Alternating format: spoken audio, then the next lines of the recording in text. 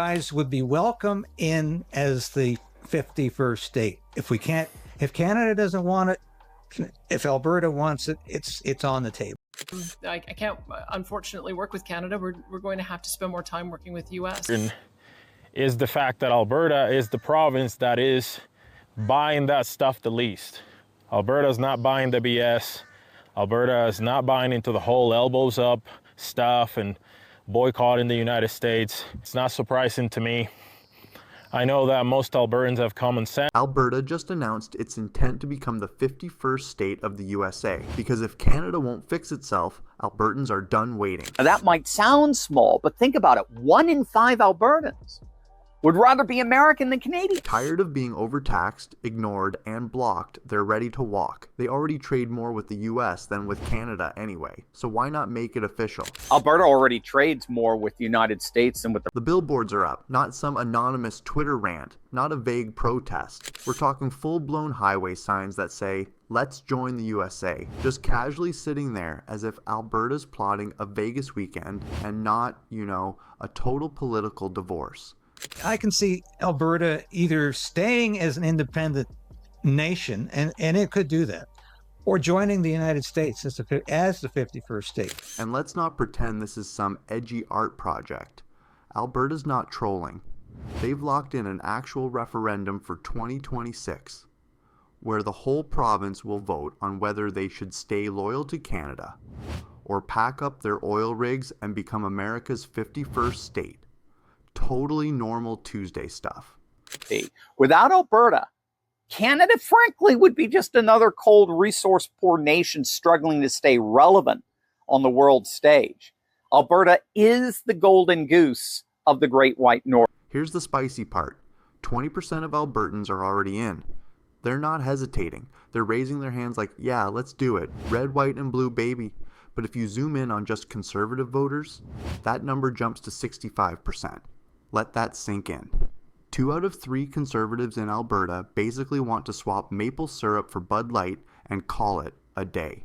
Why Alberta's independence movement has become one of the most underestimated political forces on the continent, and why it could reshape the balance of power between the United States and Canada forever. This isn't just a grumpy province throwing a tantrum. Nope.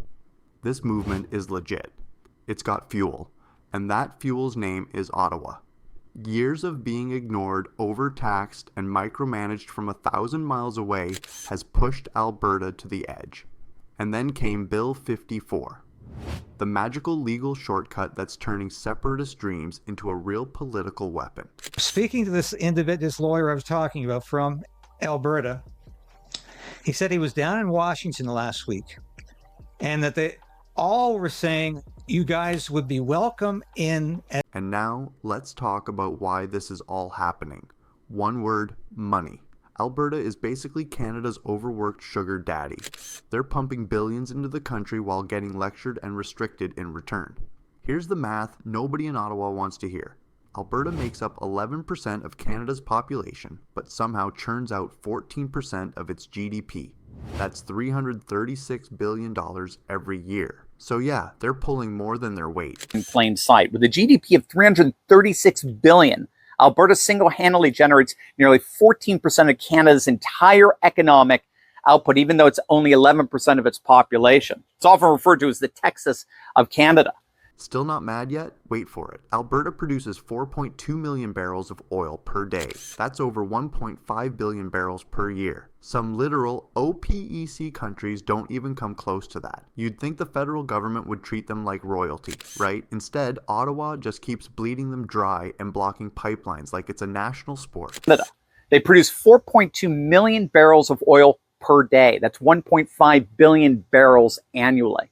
Now, Alberta's oil and gas sector alone adds $71 billion to Canada's GDP. So next time you fill your car, thank Alberta, even if you're in Quebec pretending you don't need them. And speaking of being taken for granted, here's a number that should set off every alarm bell in Confederation. From 2007 to 2022, Alberta gave $244.6 billion more to Ottawa than it got back.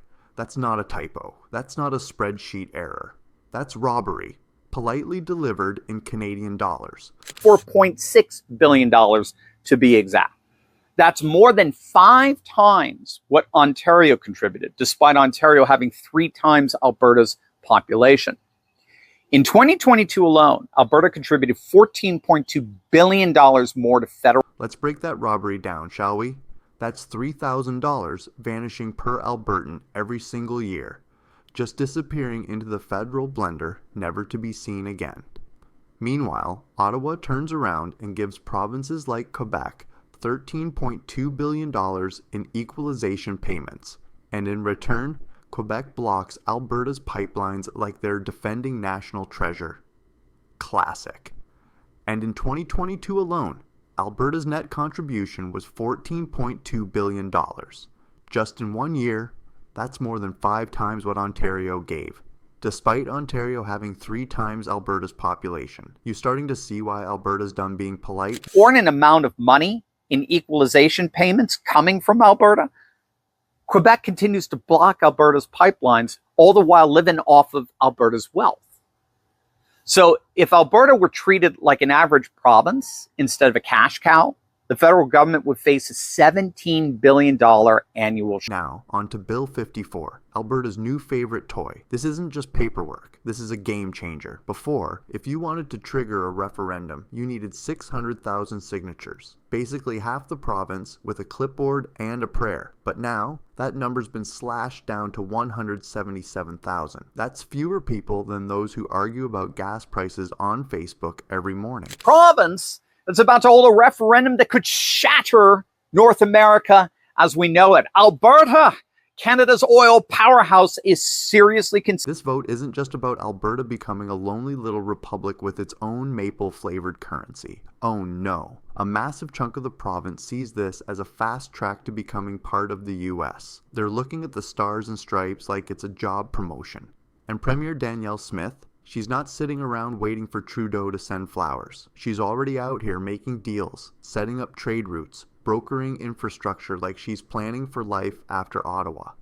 Honestly, she's moving like independence is a done deal, and she just needs to print the flag. President Trump's suggestion that Canada should become America's 51st state isn't just presidential bluster. It's creating a third option that's driving separatist sentiment through the roof. Trump throws out a 25% tariff threat, and while most of Canada grabs their pitchforks, Alberta grabs a calculator and starts making deals. That's Alberta for you. Where the rest of the country sees a crisis, Alberta sees a clearance sale. And separatist groups are organizing trips to DC to discuss union with US officials. And it makes sense, really. Alberta's trade relationship with the US isn't just important, it's their economic love affair. They trade more with the United States than with all of Canada combined. You heard that right, more with Montana, Idaho, and Texas than Ontario, Quebec, or Manitoba. It's like being stuck in a family dinner with relatives you can't stand while texting your actual best friends across the street. President Trump's suggestion that Canada should become America's 51st state. So, when the rest of Canada launched a dramatic boycott of the US, canceling vacations, dumping real estate, and skipping Disney World like it was an act of rebellion, Alberta politely passed. Only 2.6% of Albertans joined in that boycott. Compare that to 27% in Quebec and 22% in Ontario, who were out there booing the American national anthem like it was a hockey rivalry. Meanwhile, Albertans were over in the corner sipping iced tea like, y'all done yet? This is a province that eats regulatory red tape for breakfast. Alberta doesn't just disagree with Ottawa's policies, it rejects the entire vibe. Gun rights? Check. Low taxes? Absolutely. Personal freedom? Basically tattooed across the Rockies. If you think Alberta still sees eye to eye with the rest of Canada, you haven't been paying attention. And here's the kicker. Alberta looks more like Texas or Montana than it ever looked like Quebec. Honestly, if you dropped an Albertan into a Houston rodeo, nobody would blink. They'd probably be asked to co-host. Meanwhile, someone from downtown Toronto would be escorted out for asking if the bull is ethically sourced. And if Alberta leaves, guess who's watching? Saskatchewan. They've already signaled alignment, cutting US travel by just 6% during the Canada-wide boycott. That's not hesitation, that's curiosity, and behind them, Manitoba. If this becomes a trend, we're not just talking about one province going rogue, we're talking about dominoes. Albertans are all in. They want to leave Canada.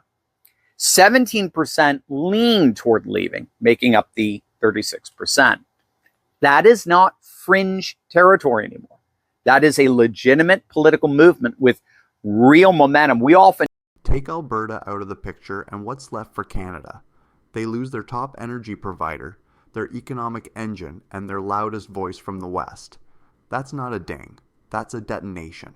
The budget crumbles, national influence shrinks, and Ottawa gets left trying to rally the Maritimes to care. Good luck with that. And here's the final twist. This isn't hypothetical. This isn't some high school debate club topic. The referendum is locked in. Alberta is already counting down the days. The signatures are being collected.